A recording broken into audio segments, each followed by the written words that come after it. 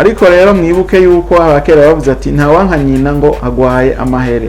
Uburundi n'ubwacu, Uburundi n'igihugu ciwacu, dutegerezwa kugikunda uko kiba kiri kose, tukagira bwa bumwe basogokuru baturaga, kuko hajyanye nk'igihe abasogokuru bashoboye kuvuga ati ubumwe, tugire ubumwe icambere na mbere.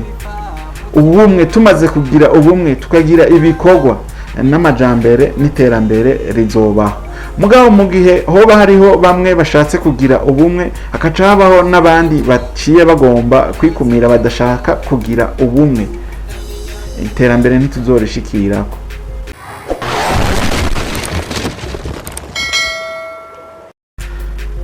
Ndabahaye mwaramutse, mwiriwe canke bivanye naho mushoboye kubonera akino kiganiro nabateguriye cuno munsi. Uyu munsi ntabwo nabateguriye amateka y'ibintu canke amateka y'abantu, ni ikiganiro gisanzwe nshaka yuko twoba turaganira bivanye n'ama content ngize imisi mbona. Ama content avuga na cane ku gihugu c'u Burundi. Muri iyo misi iheze canke n'ubu unye biracako biravugwa, hari inkuru yariko iravugwa mu gihugu c'u Burundi, inkuru yerekeye ubutare bwavumbuwe mu ntara za Karuzi, za Kayanza, intara za Bururi, n'intara ya Muyinga yo dusanzwe tubimenyereye. Ubutare bwari buhari kuva na kera, za Musongati hose twarumva yuko hari ubutare mu gihugu c'u Burundi. Rero twarabonye ama content menshi atandukanye bariko baravuga, son excellence nyene ariko aravuga yuko Uburundi bugiye kuba Uburundi bumeze neza, kandi twarabishimye abantu benshi kuba yashoboye gushira ku mugaragaro ibintu nka bijya. Hariho benshi batoshobora kubigira, bashoboye kubona imari nk'iyo. Narigeze kubona umuntu ariko aravuga ati igihugu c'u Burundi burya cose n'ubutare, asigura ubutare butandukanye, avuga ati mu Burundi hari ubutare bwinshi.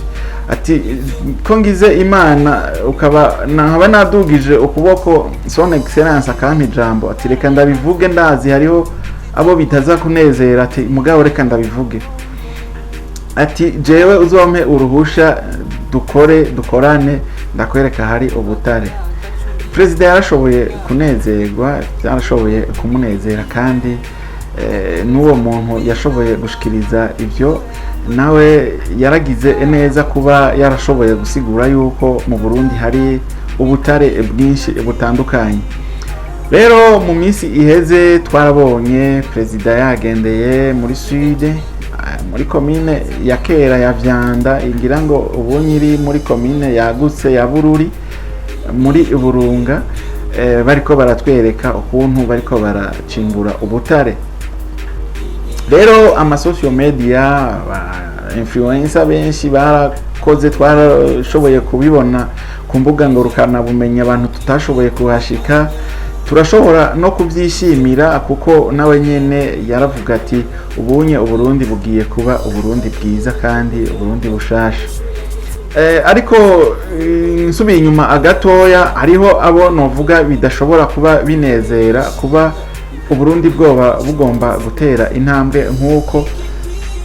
Hariho imbuga usanga zikurikiranwa cane, ngira ngo niko nobivuga, novuga ko bari mwidiri, ngira ngo bobo kumbure ntibari nko mu mwuga kugira ngo bashikirize ibintu vyo nyura abarundi bose, ahubwo baba bagomba kuba bariko barapinza. Rero akaba hariho imbuga zimwe zikomeye kandi zikurikiranwa n'abarundi benshi, cyangwa zikurikiranwa n'abanyarwanda, abakongo canke abatanzania, donc East African Community canke no hanze y'igihugu. Murazi yuko hariyo abarundi benshi canke abantu benshi bakurikirana izo mbuga. Ubwo butare bamaze kubuvumbura bubonetse, nta numwe yigeze aryoherwa ati igihugu c'u Burundi caronse ubutare. Ati igihugu c'u Burundi nkuko son excellence yavuze ati amahera mva makungu agiye kuboneka, ati idolare rigiye kuboneka mu gihugu nta na rimwe twigeze tubibona bakeza igihugu c'u Burundi yuko twashoboye gushika kuri iyo ntambwe kugira ngo natwe tube nk'abandi. Rero ico gihe imbuga zisanzwe, imbuga zimwe zimwe zarashoboye kudushikiriza ayo makuru, abatari hafi turashobora kuyabona, n'abari hafi barashobora kuyabona mugabo batashoboye gushika aho ivyo birori vyabereye. Twarabonye n'igihe umukuru w'igihugu yari yagendeye ahantu habiswe Ubutare, turabona n'amamodokari, amakamyo ashika ngira ngo nko kuri 10 nkuko byavuzwe yoba ashoye Ubutare hanze y'igihugu. Turumva nuko hariho n'ubundi butare busanzwe bubitswe buzoshorwa hanze y'igihugu. Ariko izo mbuga nababwira zidashobora kuvuga ivyiza vy'i Burundi, nta munsi na rimwe twigeze tubona bariko barakeza igihugu c'u Burundi yuko natwe twashoye Ubutare, tukabushora ku mugaragaro, tutabushoye mu kinywabi. Inyuma yaho gatoya twarabonye bariko baravuga bati igitoro mu Burundi cabonetse.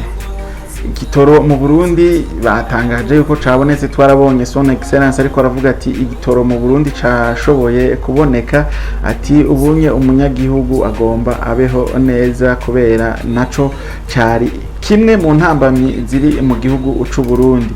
Izo mbuga ntitwigeze tubona zishira ku mugaragaro yuko Uburundi bwaronse igitoro. Ariko imbere yaho igitoro mu Burundi kitaraboneka, izo mbuga iminsi yose kwari kuvuga ati igitoro mu Burundi nta gitoro kihari, kandi vyari byo.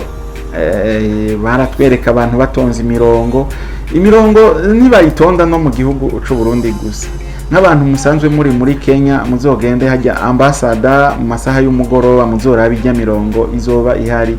Ku bantu baja za Kawangware, abantu baja za Kabiriya, abantu bafata Vika Road, baza za Vika, baza za Makongeni, abaja ahitwa Juja, abaja ahitwa Bypass canke za Kenyatta Road, muzobona imirongo iteranye ubwoba, kandi hari ibitoro, kandi hari n'imiduga myinshi. Rero mu gihugu iwacu atagitoro cari kihari, ari imbuga zaguma zerekana amakosa ari mu gihugu c'iwacu c'u Burundi. Ariko igitoro kimaze kuboneka, nta na rimwe turigera twumva bavuga bati Uburundi uyu munsi burafise igitoro. Rero nashaka mbwire abantu bakoresha izo mbuga, ntimuzoze muratubwira ibibi gusa, ahubwo n'ivyiza muzoze murabitubwira, kuko ego nta nyambo ibura agahonzi. Hariho igihe bimwe bishobora gukena, ariko mu gihe naho biba byabonetse bitubwire, naho tushobore kubibona yuko byabonetse. Ntimuzokwame mutubwira ibintu bitagenda neza. Byo bavyiza mutubwira ibitagenda neza, hanyuma mukatubwira nibiriko biragenda neza, kugira ngo tubone aho turiko turaja, tubone naho tugeze, aho twavuye tuhabone, tubone naho turiko turaja, kandi tubone naho tugeze uyu munsi. Narigeze kubona imbuga zimwe igihe uwitwa Manirakiza Fabrice yariko aravuga yuko agomba akore ibikorwa vy'iterambere mu gihugu c'u Burundi. Ico gihe abo bantu bavuga bati ivyo bintu ntibizoshoboka. Rero atevye gatoya kwisango yari yatanze, babandi bakoresha za mbuga baciye batangura nabo kuvuga ngo twari twabivuze ngo ukuntu ngo bimeze ukuntu ngo atavyazoshobora. Hari n'indi projet abadiaspora bari bafise yo kubaka inzu y'abadiaspora mu gihugu c'u Burundi. Ivyo navyo nyene hari nk'urubuga rwitwa Chimamanda Moses, mwarumvise ivyo yavuze. Novuga yuko adashaka ko umuntu yokora umugambi mwiza w'iterambere. Ego kubivuga urabivuga ukabishira muri programa, kandi ntushobora gukora ikintu utabanje kugishira muri programa. Rero ivyiza urabanza ukagishira muri programa, naho iryo sango ryoteba gatoya mugabo biri muri programa, ivyo bintu bikaja mu buryo, nta kibazo, ntaho uba ucererewe. ryari naho narabonye ku rubuga rwa Moses nyene ariko aravuga ati ubutare bavuze ngo si ubutare ngo kumbe ngo yasanze ngo ari ibivu. Oya suko onye naho usanga ubwo atari ubutare enyezina budakwije ibisabwa ntiwocuja kwambika ibara igihugu cyawe igihugu cakwibaruze. Nimba igihugu biriko biracumbagira kuvuga utari kurakora navyo ntaco bimaze muri rusange. Rero ibyiza nohanurira abarundi bose yuko twoshira umutima hamwe tukabanza tugakunda igihugu uci wacu kandi tugashyira ingufu hamwe tukiteza imbere kuko naho ibintu byoba bimeze neza igihugu cy'u Burundi coba gitunze nkuko mwibaza ibindi ko bitunze sinibaza yuko umurundi wese yohava aronka akazi muri leta. Iciza nuko twokwiremera ubuzi nkuko president abivuga tukarima kuko nimba woba ufise itongo ufise ahantu hari ishinge donc abandi bahita mu nyovu rikaba riri ngaho onye atakintu na kimwe rikumari udashobora kuririmamwo ibiraya canke ibigori aho ngaho onye ntiwoca uza gukoma induru ngo no munsi ngurashonje. Leta nishobora kugaburira umunyagihugu wari we wese. Rondera turondere dushire umutima hamwe dushire kandi n'umuzirikanyi ku gihugu ucacu. Ariko rero mwibuke yuko abakera bavuze ati nta wankanyina ngo agwaye amahere. Uburundi n'ubwacu, Uburundi n'igihugu ciwacu dutegerezwa kugikunda uko kiba kiri kose tukagira bwa bumwe basogokuru baturaga kuko hajyanye nk'igihe abasogokuru bashoboye kuvuga ati ubumwe tugire ubumwe icambere na mbere.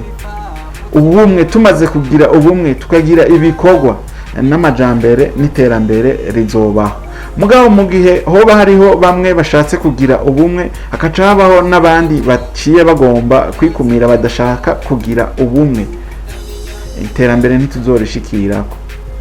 Rero tugire urukundo tugire ubumwe tugire nka kujya bivugwa unité travail progrès. Turabe yuko igihugu cacu tuzohava dushika kumbona kazoza kandi hajya nk'igihe umukuru w'igihugu yoba afise indoto yo gushika kumbona kazoza ko mu gihugu mu mwaka wa 2040 tuzoba dushitse ahantu hashimishije. Mu mwaka wa 2060 naho tukazoba duhagurutse neza. Si ngombwa twebwe ngo tuzobe tugize ariko tushobora natwe gukora kugira ngo abana bacu nabo bazoshike kuri 2060 igihugu naco carateye imbere. Rero gutera imbere kw'igihugu sukuraba ibitagenda neza gusa no kuraba nibigenda neza hanyuma tugashira umutima hamwe tugashira urukundo hamwe kugira ngo dushikire hehe dushikire rya terambere twifuza iterambere kuri twese. Rero ndeka iki kiganiro sino kigira akirekire ikindi naco na leta yo dufasha tukaronka connection zikwiye mu gihugu cy'u Burundi kuko ubunye abarundi nabo bari kuyindi mpwemu idasanzwe. Izi mbuga ngurukana bumenyi za Facebook za TikTok za YouTube ziriko zirafasha abandi bantu bo mu bindi bihugu nk'akarorero igihugu nzi n'igihugu ca Kenya n'igihugu ca Tanzania. Hari abantu benshi batunzwe n'izi social media. Rero mu gihe mu gihugu iwacu naho twoba tumaze kuba eligible kuri izo mbuga kugira ngo igihugu naco citeze imbere mu by'ubuhinga ngurukana bumenyi navyo byofasha mu iterambere ry'igihugu ciza c'u Burundi. Rero nkuko basogokuru bavuze yuko igihugu c'u Burundi ari igihugu c'amata n'ubuki, reka ntitugisambura ahubwo tukivomerere kibandanye kiba igihugu c'amata n'ubuki. Nivyo rero bike muri byinshi nashaka kubabwira vyerekeye ntanga n'impanuro ku bantu batubwira ibitagenda neza mu gihugu c'u Burundi baze barabe bavuge nibigenda neza. Ivyo navyo bizoduha natwebwe kwiyumva yuko turi abantu bakunda igihugu cacu. Rero mwibuke ko atawanka nyina ngo agwaye amahere, dukunda Burundi, dukunda ivy'iwacu, abanyamuziki tubakunde, tubashigikire, abakina utugenegene kujya nyene tubashigikire, abafise ibikorwa mvabwenge canke ibikorwa byabo tubashigikire nk'uko abatanzania babikora, tubashigikire nk'uko abakenya bunze ubumwe usanga bashigikira bene wabo. Tubonye impano zoshobora guteza imbere umuntu, tubikore natwe dushigikirane. Rero sinobarambira kino kiganiro, sinashaka yuko kiba kirekire, ibindi tuzoza turabivugana. Ndashobora kuzoza ndakora udukomantere bivanye n'ukuntu tugiye turabona ibintu bimwe bimwe bigenda neza mu gihugu n'ibitagenda neza, tugenda turaraba n'abakoresha zino mbuga ngurukana bumenyi ivyo bakwiye gukora n'ivyo badakwiye gukora. Tugire rero urufasoni nkako twakuze, nka twebwe twakuriye ruguru, twakuriye kuziko, duhabwa impanuro n'abadukurira, duhabwa impanuro na basogokuru bagize amahirwe bakaba bari babafise, duhabwa impanuro n'abavyeyi nk'uko baduha impanuro natwe tuzigendere. Kuko ntushobora kuvuga ngo uri kuranka ubutegetsi bw'u Burundi kandi uri mu gihugu cy'u Burundi, kandi Uburundi ufise ivyo uharangurira, ufise abiwanyu bari muri ico gihugu. Ntushobora kuvuga uti ndashoboye kwanka ubu butegetsi buriho uno munsi mu gihe komine yoba itwagwa n'umwe ari mu butegetsi, uza kugira mariage ukiyandikisha muri iyo komine ukandikwa na babandi nyene uvuga ngo ntibagutwara, ubyara umwana ukaja kumwandikisha muri komine kandi ukandikwa na babandi uvuga ngo ntibagutwara. Rero ubutegetsi buhari nibujya dutegerezwa kubwubaha, tukabwubahiririza, tureka amajambo ahubwo dukore ibikorwa, kuko dukoze ibikorwa navyo vyotuma tugirane dutera imbere, duhaguruka mu bino bihugu vyino. Nta gucagura akazi. Je natembereye mu bihugu byo muri East African Community, nasanze mu Burundi wacu ariho turyama inyuma ya saa sita ngo turaruhutse. Ino umuntu abyuka 11, muri Kenya umuntu abyuka 11 agenda mu kazi, naho yoba ari muhira aruhutse azoba ari kuri telefone ariko ararondeza ibintu bigezweho kugira ngo bimufashe kumwungura ubumenyi. Ntuzobona ngo arafashe ngo saa 8 ngo araryamye ngo araza kubyuka 11, ntuzomubona ngo aravuye ngo muhira ngo agiye gufata irigara nka bimwe iby'iwacu. Oya, amarigara ntayabaho. Amarigara n'ay'abasuma n'ay'ababire baba batinze umuzigo kugira ngo agutore umuzigo canke agirene. Ubundi apfuma aba ari kuri telefone ariko ararondera ukuntu akora ibintu bizoshobora akumuteza imbere. Rero ivyo kuryama bihagarike. Après midi tora telefone, iyo telefone ufise uje kuri Facebook, uje kuri Google, urondeze ibintu byoshobora kuguteza imbere. Hari amakonteni menshi avuga ku bintu ukuntu uwoshobora kwiteza imbere. Mushoboye kuja hamwe murashobora kwiteza imbere muri nk'abajene 3, 4, 5. Rero nivyo nashaka kubabwira. Ibindi nzoza ndakora ikiganiro kimwe kimwe, ngira ngo mu ndwi canke mu kwezi ngiye ndaraba amakomenti, donc ngiye ndaraba amakonteni yagiye araca ku mbuga ngurukana bumenyi zitandukanye.